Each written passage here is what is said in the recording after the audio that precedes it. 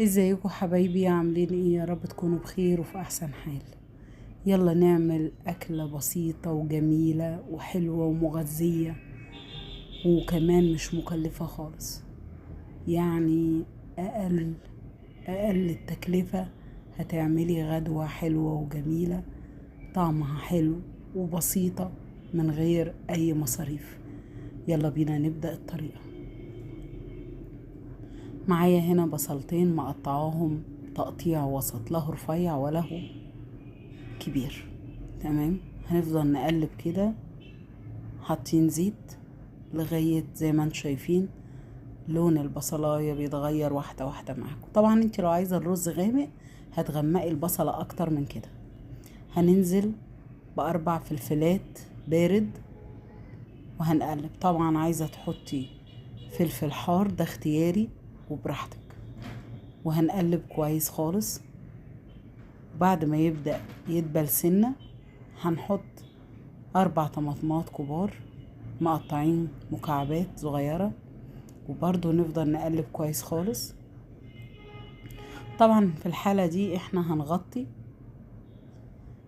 الحلة وهنسيبها على النار 10 دقايق.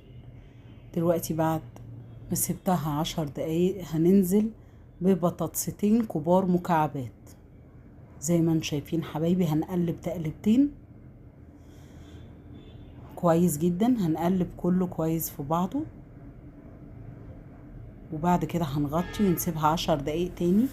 وادي حبايبي ما حطيناش ميه لسه زي ما انتم شايفين. هحط ميه اغطي البطاطس زي ما انتم شايفين، وهسيبها على النار تغلي 10 دقايق تاني.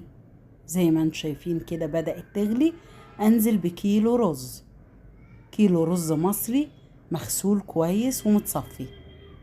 وادي حبايب قلبي نقلب تقلبتين حلوين. هنظبط بقى الملح، نظبط الملح حسب الرغبة، وهنحط فلفل اسمر.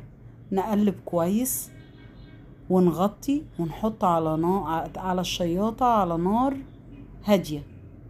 وادي يا حبايبي بعد ما استوى الرز.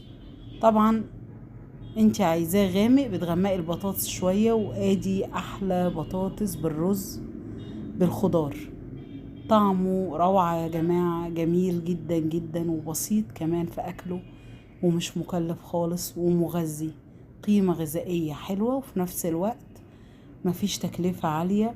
ياريت لو عجبكم الفيديو ما تنسونيش في اللايك والشير والسبسكرايب وتفعلوا زر الجرس عشان يوصلكم